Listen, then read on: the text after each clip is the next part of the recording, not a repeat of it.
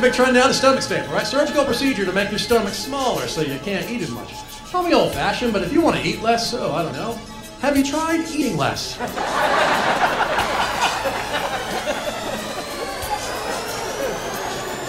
How about a lip staple? That'll work just as well. Staple your fingers together. Try it in Pringles like this. Saying doing surgery at the end, it's stupid and expensive. For the same money, you could hire a guy to follow you around and knock food out of your hand.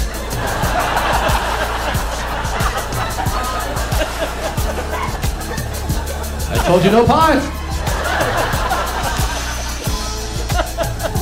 People are obsessed about their weight. I'm up 2 pounds. Look, man, if all you care about is the number that's on the scale, try amputation. I'm on the new amputation weight loss program. With one simple procedure, I lost 14 pounds without any messy diet or exercise. And now I can park wherever I want. We know that vegetarians tend to be slimmer, but there's this perception that veg diets may be somehow deficient in nutrients. So how's this for a simple study? Let's just analyze the diets of 13,000 people and compare the nutrient intake of those eating meat to those eating meat-free diets. They found that those eating vegetarian were getting higher intakes of nearly every nutrient. More fiber, more vitamin A, more vitamin C, more vitamin E, more of the B vitamins, thiamine, riboflavin, folate, more calcium, magnesium, iron, potassium, while at the same time eating less of the harmful stuff like saturated fat and cholesterol. And yes, they got enough protein. And some of those nutrients, look, are the ones Americans really struggle to get enough of. Fiber, vitamins A, C, and E, calcium, magnesium, potassium. And those eating vegetarian got more of all of them. Even so, though, just because they did better than the standard American diet isn't saying much. They still didn't get as much as they should have. I mean, yes, those eating vegetarian ate significantly more dark green leafy vegetables, but that comes out to just 2 teaspoons of greens more. In terms of weight management, the vegetarians were consuming on average 363 fewer calories every day.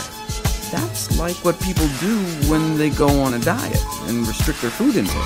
But that seemed just like what vegetarians ate normally. So a vegetarian diet could be considered an all-you-care-to-eat version of a calorie-restricted weight loss diet, naturally inducing weight loss and also helping maintain healthy weight status long-term. So just following the vegetarian diet alone without focusing on calorie reduction could result in weight loss. How sustainable are more plant-based diets long-term? They are, in fact, among the only type of diets that have been shown to be sustainable long-term. Perhaps because not only do people lose weight, but they often feel so much better. And there's no calorie counting or portion control. In fact, vegetarians may burn more calories in their sleep. Those eating more plant-based diets appear to have a 11% higher resting metabolic rate. Both vegetarians and vegans in the study just naturally seem to have a revved-up metabolism compared to those eating meat. Having said that, the vegetarian diet pattern in this study included eating eggs and dairy, so while they were significantly slimmer than those eating meat, they were still, on average, overweight. As we've seen before, the only dietary pattern associated with, on average, an ideal body weight is a strictly plant-based one. Still, this study does help dispel the myth that meat-free diets are somehow nutrient deficient. In fact, in response, the editor-in-chief of the Journal of the American Dietetic Association asked, what could be more nutrient-dense than a vegetarian diet? And so now we're talking about sleep and rest. We're talking about water. And we're talking about physical fitness. Now, jogging is not physical fitness. Weightlifting is not physical fitness.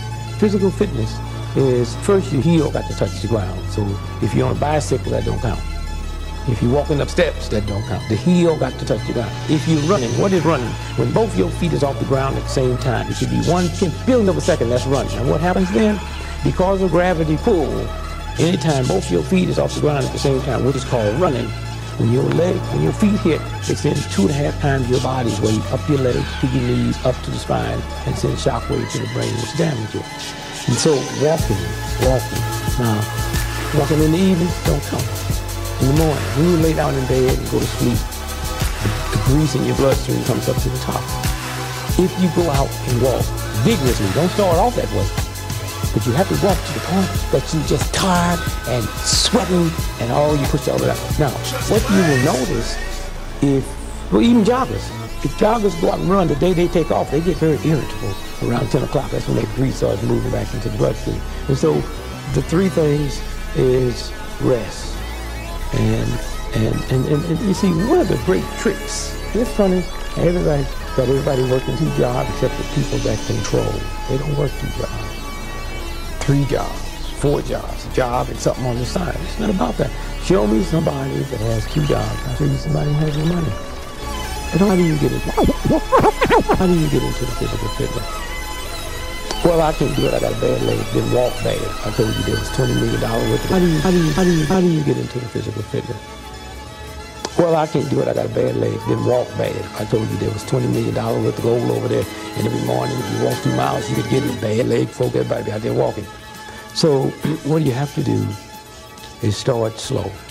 Start 5 minutes.